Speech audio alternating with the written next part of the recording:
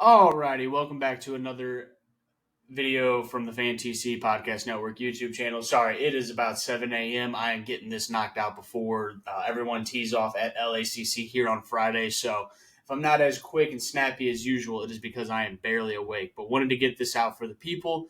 First, let's go ahead and break down what happened Thursday. We went 2-3. We're down a little over a unit, so not really where you want to be after day one, but we're gonna grind on these Friday picks and make sure we get back to at least even today, and then look forward to getting positive over the weekend. So let's start here with our Thursday picks and kind of run through them. Bryson did beat Justin Thomas. That was a good pick on my part. That was the first one. Sorry, the fat fucking cat just keeps jumping up on my desk.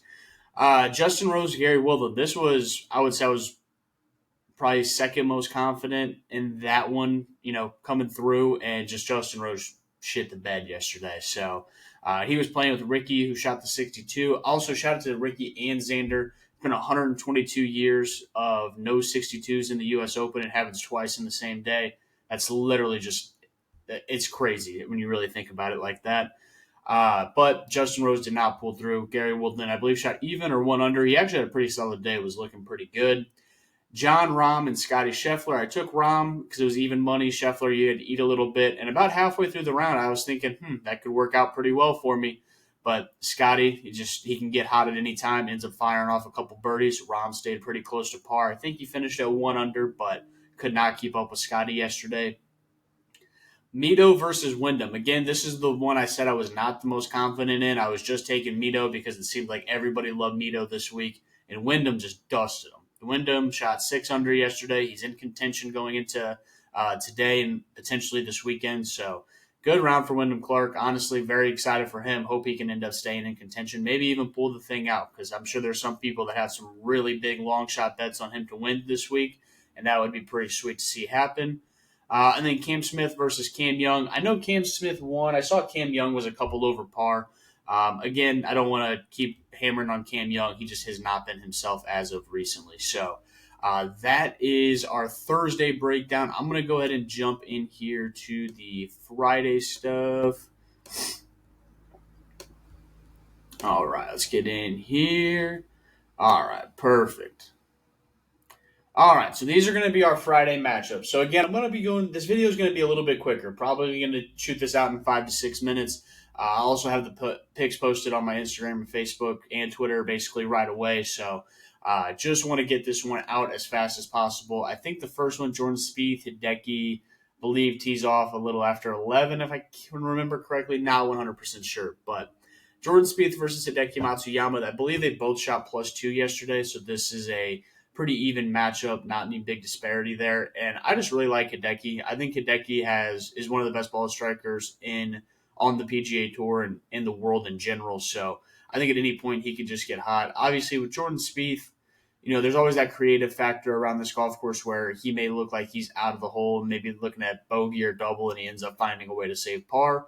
So that is one thing I don't really like betting against Jordan Spieth, but Jordan Spieth was a slight favorite in this matchup. I feel like, Vegas is just kind of getting people interested in. I'm sorry, they were even money. Both are -110, I believe, in this matchup.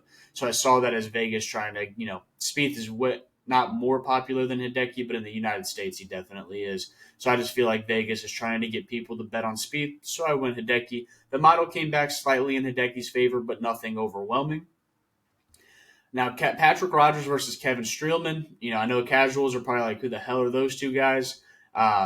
Basically, the model came back as these guys should have been – actually, it actually came back as Kevin Streelman should have been a pretty solid favorite over Patrick Rogers. Now, Rogers did play college golf in Southern California, or I believe it's Stanford. So, maybe his, California roots, I've never played golf. Actually, I have played golf in San Diego, but I didn't think it was too different. But I know this course is a little bit different, maybe some course knowledge, stuff like that. But Streelman came back as he should have been the favorite in this matchup when I ran it through the model. So to get him at +115, I'm pretty happy with that.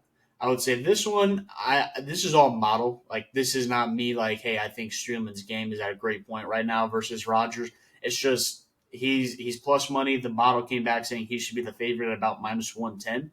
So I'm going to go ahead and ride with Streelman. Tommy Fleetwood versus Tyrrell Hatton. I can never say that name, especially when I'm in videos, but that's all right.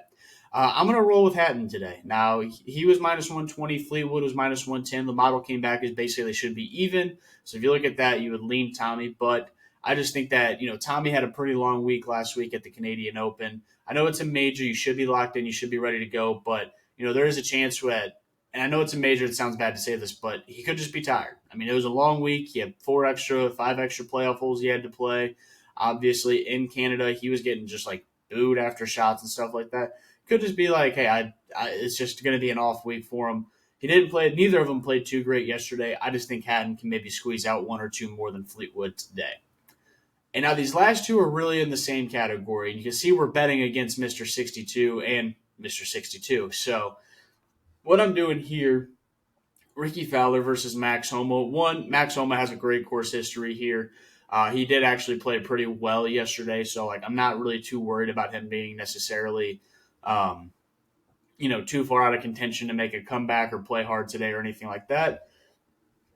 And the odds of following up a 62 in a major with another subpar round, I mean, there's only been one other 62 in a major, but excuse me, I don't know what's going on. But when you look at the 63, 64s in majors, they don't typically get followed up by super low rounds. Again, I imagine LACC is going to be playing very tough. Do want to shout out Ricky Fowler. Shot 8 under par with 2 bogeys. So he made 10 birdies yesterday. That is phenomenal. But we're going to see Max Homa do something similar today. And I'm going to take Max Homa at minus 120. Also running through the model, Max Homa did come out as like a minus 150 favorite. So I like Max Homa today. Again, just kind of betting on, if you're this high on Thursday, odds are you're probably going to be, middle of the pack's a little lower on Friday. So I'm just thinking Max Homa is going to kind of be in that middle ground today, and I'm going to take that W. And then same thing with this last one, Xander Schauffele versus Patrick Reed. This is one I'm a little bit more confident on the Max Homa one, just because I think Max Homa is in a better spot right now than Patrick Reed is. But if you look at Xander Schauffele, he has shot an opening round at majors in the 60s 12 times and has never followed it up again with another round in the 60s. Now, granted, this is a par 70, so if he shoots 1 under par, he'll get down to the 60s. So that could be a little different this week. But what that is saying is that there is a little bit of a disparity between, when you have a really good round and then what you can do after. So kind of just betting against both these guys for that. Patrick Reed plus 130. I would say this is probably number 4 on my confidence level just because Xander, no bogeys yesterday, looked phenomenal. I just imagine it's going to be playing a little bit tougher today. And like I said, following up a 62 at a major, I can only imagine how difficult that is. But those are the 5 picks for today. Again, we went 2 and 3 yesterday. We're down a little over a unit. So if you tailed us yesterday, my apologies. We're getting right today. We're going to be getting right over the weekend. And then I just wanted to throw out there, I think Brooks Koepka's like plus 4,500, plus 4,000 to win. I think he's only at like plus 1 or maybe 1 under, something like that. The score is going to come down a little bit. I don't believe the score is going to finish much more under par than 10 under. They're going to try and make this course play a lot more difficult than we saw on Thursday. We'll see if the weather will let them. But I think some of those guys, some of those big names that are kind of in that plus 4,000 to plus 6,000 category, if you go take a look at your sports book, I'm gonna put a little live bet on a couple of them. Obviously, there's some big names at the top too. You got to be careful of. So that's the Friday video. We'll be back for a Saturday video probably tonight. I luckily don't have too much going on this Friday night, so I'll be able to get the video done. But that's about it. I'm gonna get this posted, get everything posted up on socials. Peace out.